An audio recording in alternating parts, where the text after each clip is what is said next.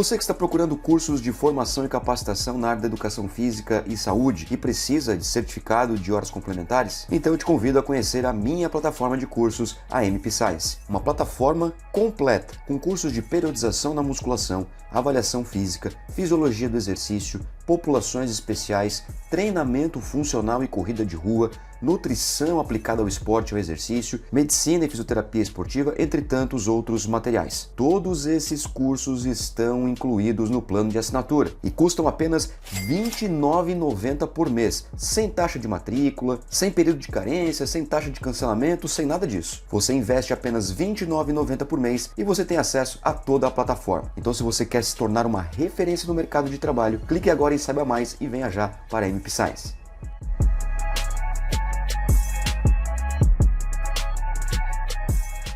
Fala pessoal da MP Science, tudo bem com vocês? Sejam bem-vindos a mais um vídeo aqui do nosso curso Musculação 360. Estamos chegando ao fim aí das discussões sobre bíceps braquial, né? Em relação ao posicionamento das mãos, e também a gente vai ver no próximo vídeo um artigo científico mostrando aí a diferença sobre a flexão do ombro, né? Se melhora ou não aí a ativação do bíceps braquial. Encerrei o vídeo anterior com esse artigo aqui que nós vamos discutir neste vídeo, né? Perguntando se, tá, beleza, será que realmente, né, o posicionamento das mãos, se é pronada, neutra ou supinada, ou seja, para baixo, para dentro e para cima, respectivamente, modifica aí a ativação do bráquio radial, uma vez que no artigo anterior, né, do vídeo anterior, nós vimos que sim, né, o posicionamento das mãos interfere diretamente na ativação do bráquio radial. Nesse vídeo aqui nós vamos falar sobre fisiculturistas. Na verdade, esse estudo aqui é uma parte do grande projeto do Corratella e seus colegas, que não investigou somente o bíceps braquial, eles investigaram uma série aí de músculos em vários exercícios, trouxeram muitos artigos científicos, né, publicaram isso na literatura, e eu vou trazer esse aqui para vocês, e depois no próximo vídeo também vai ser a mesma amostra, ou seja, vai ser os mesmos participantes, a mesma condução metodológica, só que será uma outra abordagem no sentido de contração de deltoide, ou seja, vai ter flexão do deltoide no próximo vídeo. Vai ser bem interessante a gente discutir isso também, beleza? Bom, esse artigo aqui, publicado por Corratella, como eu falei para vocês, né, investigou a estimulação em bíceps braquial e bráquio radial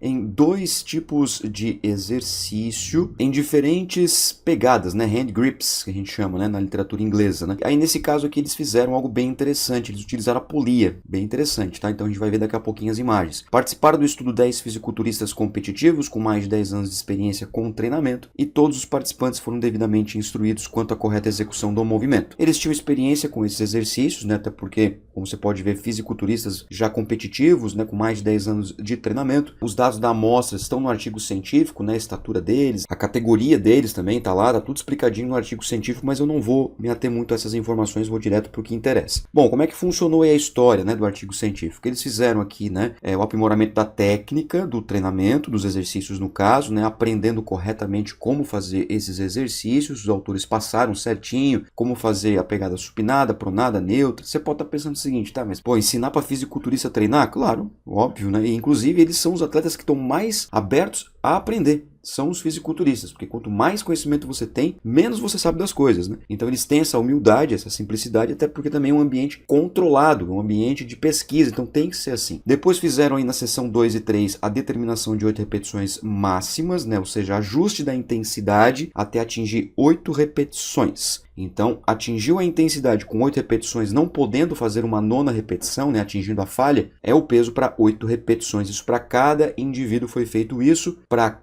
cada estilo de exercício, como você pode ver aqui, ó, pegada supinada, que é a clássica, né, o bíceps direto, só que aqui foi feito na polia, tá vendo? Ó? Mão para cima, ó, largura dos cotovelos no máximo, pegada pronada, mãos para baixo, e pegada neutra, onde eles utilizaram uma corda, tá vendo? Particularmente falando, não sou fã deste exercício aqui, como está o meu laser agora apontado, ó. Não sou fã. Isso significa que é ruim? Não, apenas eu não gosto desse exercício. Eu não acho o bíceps martelo corda um exercício eficiente. Prefiro trabalhar com halteres ou com barra, mas tá aí na literatura, tá vendo? Agora, o bíceps supinado e o pronado é bem bacana. Você vai ver um vídeo depois do próximo, né? Daqui a 2 vídeos. A gente trouxe aí uma prática para vocês, fazendo um biset aí de bíceps direto com bíceps inverso, bem legal, tá? Então fica aí nesse curso que você vai aprender muito aqui nesse curso. E também tem o curso de métodos de treinamento aqui na MPScience, né? Se você não sabe, nessa mesma aba, nessa mesma seção, musculação e personal training, que você está assistindo esse curso aqui, também tem um curso de método de treino. Tem o curso completo, que é mais geral, sobre métodos, e tem curso também método a método, né? Aqueles métodos que merecem um pouquinho mais de destaque. Eu trouxe cursos também, só falando dos métodos especificamente. Então,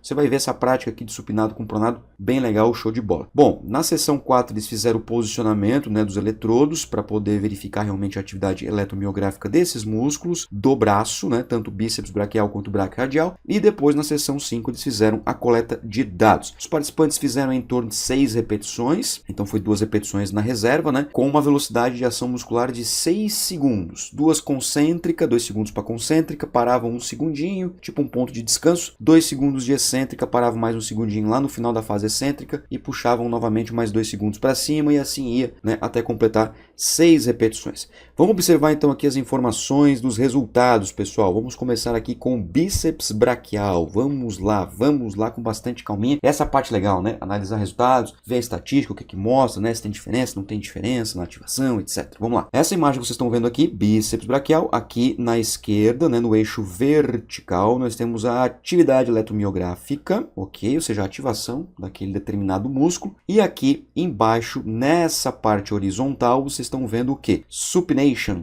Supination, pega o inglês aí, pronation. Supinação, pronação e neutro, tá? As pegadas, né? Supinação, mão para cima, pronação, mão para baixo, neutra, mão para dentro. Só que este primeiro bloco aqui corresponde à fase ascendente, ou seja, a fase de subida, a fase concêntrica do movimento. E esse bloco aqui nós temos a fase descendente, a fase de descida ou a fase excêntrica. Vamos ver na fase concêntrica aqui primeiro, tá? Que está aqui mais à esquerda. Olha só o que aconteceu aqui. A posição supinada, ou seja, as mãos para cima, foi o que mais ativou o bíceps braquial na fase concêntrica, ou seja, quando está subindo ali a barrinha, né? A barrinha com a mão para cima na polia ativou mais o bíceps braquial. E veja que tem o seguinte aqui, ó, tá vendo, ó? Um B e um C. O que significa isso? Vamos lá. Esse B aqui significa que esta ativação ela foi estatisticamente superior à pegada pronada. Então, ativou mais bíceps, significativamente falando, ou seja, de forma estatística, do que a pegada com a mão para baixo. Essa letra C significa que a pegada com a mão para cima foi superior à pegada neutra. Então, se eu quero ativar mais o bíceps, olha só a interpretação, tá? Se eu quero ativar mais o bíceps na fase concêntrica, é mão para cima, é posicionamento supinado. Entretanto, a pegada neutra, ou seja, com as mãos para dentro, ativou mais bíceps do que a pegada pronada. Tá vendo? Tem um B aqui, ó, foi superior à pegada pronada, tá bom? Então a pegada pronada ela foi inútil para ativação de bíceps? Não é isso que o artigo está mostrando. Veja aqui uma ativação ali em torno de 50% da máxima contração voluntária. Então, sim, ativa bíceps. Ativa bíceps. Mas o que eu quero que você entenda é que a pegada supinada e a pegada neutra são mais interessantes quando a gente compara a pegada pronada. Agora, comparando supinada com neutra, a supinada ganha. É isso que você tem que entender. Os três ativaram. Na fase excêntrica do movimento, veja que não teve diferença. Tanto faz supinada, pronada ou neutra, os três aqui foram estatisticamente idênticos para a ativação do bíceps braquial. E tem um asterisco aqui, ó. O que significa isso, Moacir, esse asterisco aqui? Esse asterisco significa que a fase concêntrica ela ativou mais do que a fase excêntrica no bíceps braquial. Então o bíceps foi ativado em todos os tipos de posicionamento na fase concêntrica comparado à fase excêntrica. Então a fase concêntrica do movimento ativa mais bíceps. Uma coisa meio óbvia, né? Geração de força, então geração de força a gente tem mais ativação muscular. Vamos ver o bráquio radial, esse aqui é legal, hein? Olha só que interessante, mesma coisa, tá? Aqui no eixo vertical nós temos a ativação muscular, aqui no eixo horizontal nós temos os tipos de posicionamento e a fase concêntrica, a fase excêntrica. Igual aqui, só porque estamos falando agora de bráquio radial. O que aconteceu? Vamos lá, bastante calma aqui, porque no artigo anterior mostrou o contrário. Aqui não. Aqui mostrou o quê? Que a pegada supinada foi superior para a ativação do braquioradial comparada à pronada e neutra. Olha só que paradoxo, hein? Olha só que paradoxal. Então, será que depende do tipo de indivíduo? Porque aqui nós temos indivíduos altamente treinados, nós temos fisiculturistas. Uma das explicações dos autores é em relação à extensão do braquioradial, né? Ou seja, o comprimento do braquioradial quando a mão está para cima. Nós temos aí uma diferença de tamanho de extensão do braquioradial em relação ao posicionamento das mãos. Então, com a mão para cima, eu tenho um comprimento menor do braquioradial.